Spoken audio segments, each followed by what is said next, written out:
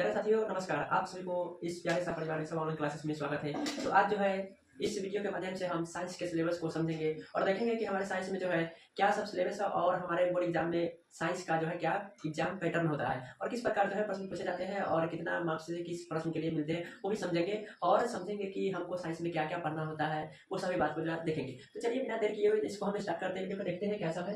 देखिए किसके लिए है, क्लास 10 के लिए कौन सा विषय साइंस है, क्या है सिलेबस है। तो साइंस में कौन कौन से चैप्टर है जिसको हमको पढ़ना है तो वह सब समझेंगे। देखिए साइंस में तीन सब्जेक्ट रहता है, केमिस्ट्री यानी कि रसायन शास्त्र, बायोलॉजी यानी कि जीव विज्ञान और फिजिक्स यानी कि भौतिक। ठीक है, तो इस सभी विषय में भी चैप्टर होते हैं जो अलग अलग होते हैं, उन सभी को पढ़ना होता है जो कि बोर्ड एग्जाम में जरूरी है। तो देखिए केमिस्ट्री के अंतर्गत हमको क्या पढ़ना पड़ता है। केमिस्ट्री में लगभग 5 चैप्टर है, 6 चैप्टर है, एक और है संसाधन के बारे में, तो उस चैप्टर को आप स्किप भी कर सकते हैं, बाकी इसको जो है जरूरी है।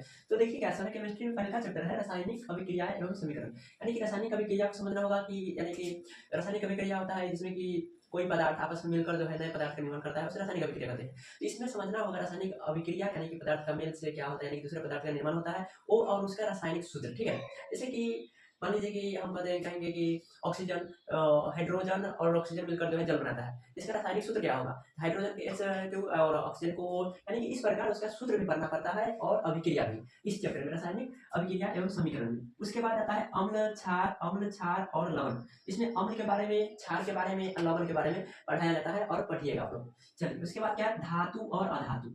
धातु, हाँ जी, धातु के बारे में और अधातु कौन सा धातु है, धातु के गुण धर्म क्या सब है, सब बात जो है इसमें पढ़ना पड़ता है। अभी खाली आपको समझ लेना है, इसमें खाली समझना है, कुछ सीखना नहीं है, क्योंकि आपको खाली सिलेबस को जान लेना है और उसके बाद चैप्टर पढ़िएगा तब आप सीख पाइएगा, सीधे अभी इतना करने से नहीं सीख पाइएगा। उसके बाद है कार्बन और उसके यौगिक। कार्बन को पढ़ना है और कार्बन के बारे में यानी कि उसके यौगिक के बारे में पढ़ना होता है, जो कि चैप्टर में अच्छे से पढ़ाएंगे। ठीक है, चलिए उसके बाद है तत्वों का आवर्त वर्गीकरण। तत्व के और उसका जो है श्रेणी, किस तत्व को किस श्रेणी में रखा गया है, किस ब्लॉक में, उस हिसाब से यानी कि तत्व का मैनेजमेंट के बारे में इसमें पढ़ना है। ठीक है, चलिए इसलिए होता है केमिस्ट्री का सिलेबस। ठीक, उसके बाद आता है बायोलॉजी यानी जीव विज्ञान का सिलेबस। जीव विज्ञान में पढ़ना पड़ेगा, पहला चैप्टर है जैव प्रक्रम। जैव प्रक्रम के अंतर्गत मानव शरीर के यानी कि पाचन तंत्र यानी कि खाना को पचाने का प्रक्रिया को पढ़ा जाएगा। उसके बाद श्वसन, सांस लेने की प्रक्रिया को पढ़ाया जाएगा। उसके बाद क्या कहते हैं, परिवहन यानी कि शरीर का जो है बॉडी में जो एक पदार्थ दूसरे पदार्थ की तरफ कैसे जाता है उस बारे में पढ़िएगा। उसके बाद आता है उत्सर्जन। अब शरीर में हम भोजन लिए तो भोजन से जो बेकार पदार्थ बनते हैं शरीर में, तो उसका उत्सर्जन करना भी तो जरूरी है, तो उसके बारे में भी पढ़िएगा। तो इसमें कुल मिलाकर मानव शरीर के प्रोसेस के बारे में पढ़ना है पूरा, यानी कि हमारा बॉडी किस प्रकार काम करते हैं उस सब बात जो है जैव प्रक्रम में पढ़ना होता है। ठीक है, जो कि काफी इंपोर्टेंट चैप्टर है। ठीक है, इसमें से भी आप समझ के कहते हैं तो ये इंपोर्टेंट चैप्टर रहेगा। वैसे तो सब इंपोर्टेंट है, बाकी ज्यादा इंपोर्टेंट में ये भी आ जाएगा। ठीक है, और ये तो बहुत ही ज्यादा है जो कि जटिल भी है। ठीक है, इसको अच्छा से पढ़ना पड़ता है और इसमें जो है जैव प्रक्रम बहुत इंपोर्टेंट है। उसके बाद नियंत्रण एवं समन्वय। ठीक है, इस चैप्टर का पढ़ना पड़ेगा। उसके बाद 3 जीव जनन कैसे करते हैं। हाँ साथियों, इसमें होगा कि जीव यानी कि मनुष्य यानी कि जनन यानी कि अपना जो है संतान यानी कि बच्चों का जन्म कैसे देते हैं उस बारे में पढ़ना पड़ता है और जीव जनन। उसके बाद इसमें एक और आता है पुष्प में जनन। ठीक है, वो भी पढ़ना पड़ता है, जो कि काफी अपोजिट डीप में जो है चैप्टर को पढ़िएगा तब समझ आएगा। ठीक है, अभी इतना समझिए कि जीव जनन एक चैप्टर है इसमें बायोलॉजी में। ठीक, उसके बाद चौथा है आनुवंशिकता एवं जैव विकास। अब पता है कि इसमें पढ़ना पड़ेगा जीव का विकास किस प्रकार हुआ। ठीक है, पहले यानी कि जीव जो है पहले किस रूप में था, किस रूप से आते आते हम जैसे बना है। ठीक है, उसको बारे में पढ़ना पड़ता है। उसके बाद है हमारा पर्यावरण। पर्यावरण समझ रहे हैं, यानी कि आपके आसपास के जो चीजें दिख रहा है वो सभी पर्यावरण है, तो आपको यह पढ़ना पड़ेगा। चलिए उसके बाद अब आता है फिजिक्स। फिजिक्स में क्या पढ़ना पड़ेगा, तो फिजिक्स में आपको पढ़ना पड़ेगा पहले प्रकाश का परावर्तन एवं अपवर्तन। प्रकाश का परावर्तन एवं अपवर्तन, इसमें प्रकाश के बारे में पहले पढ़िएगा, फिर प्रकाश का कौन कौन सा गुण है ये सब पढ़िएगा, बाकी चीज आप चैप्टर के साथ पढ़ पाइएगा।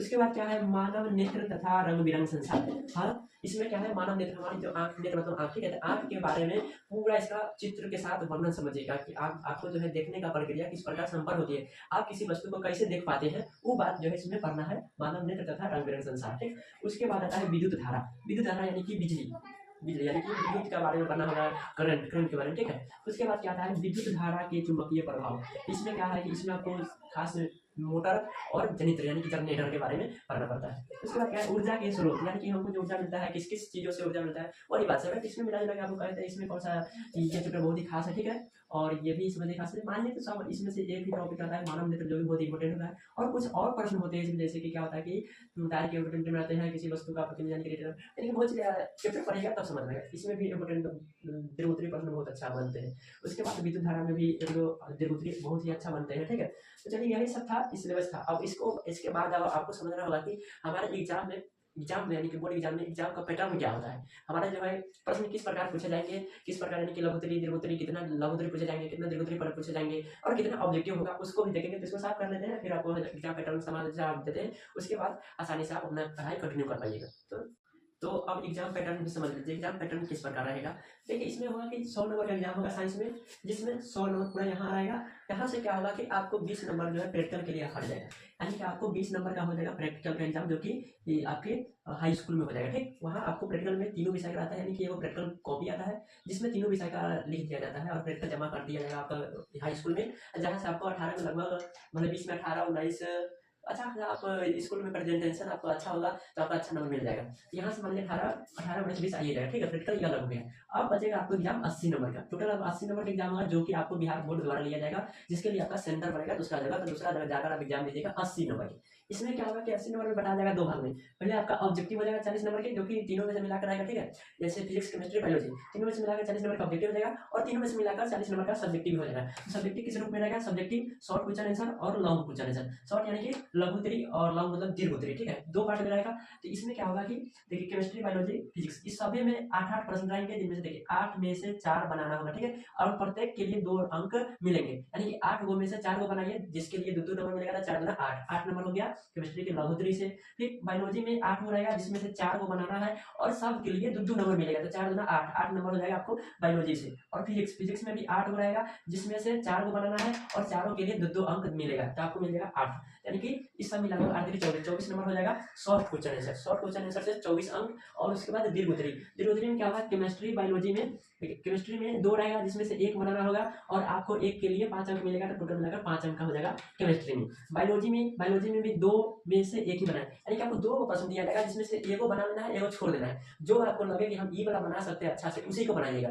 ठीक, तो देखिए बायोलॉजी में 2 में से एगो बनाना है, जिसके लिए 5 अंक मिलेगा, तो 5 नंबर ये हो गया। और हाँ, फिजिक्स में क्या होता है कि फिजिक्स में आपको दीर्घोत्तरी के लिए 6 नंबर मिलते हैं। ठीक है, देखिए दीर्घोत्तरी में 2 रहेगा, जिसमें से 1 बनाइएगा तो आपको 5 नहीं बल्कि 6 अंक मिलेंगे। ठीक है, 6 अंक मिलते हैं, तो टोटल मिलाकर 16 अंक हुआ। ठीक है, तो 16 और 24 मिलाकर 40, यानी कि सब्जेक्टिव के लिए 40 हो गया और ऑब्जेक्टिव के लिए भी 40 हो गया। ठीक है, तो 40 40 80 और 20 नंबर आपको मिल जाएगा प्रैक्टिकल से 100। इस प्रकार एग्जाम का आपका जो है पैटर्न होने वाला है, हर साल होता है और ऐसा आपके भी यानी 27 में आप लोगों का एग्जाम में भी ऐसा देखने को ही मिलेगा। ठीक है, तो चलिए और अब फिर मिलेंगे आप सिलेबस यानी कि अब एक चैप्टर। अब अगला प्लान क्या है कि हमारा जो है केमिस्ट्री का एक चैप्टर रासायनिक समीकरण और तो उसके समीकरण। ठीक है, रासायनिक समीकरण एवं रासायनिक अभिक्रिया एवं समीकरण। ठीक है, उस चैप्टर को जो है तोड़ेंगे, मोड़ेंगे और फोड़ेंगे अगले वीडियो में। जब तक के लिए इतना ही रहने देते हैं। जय हिंद।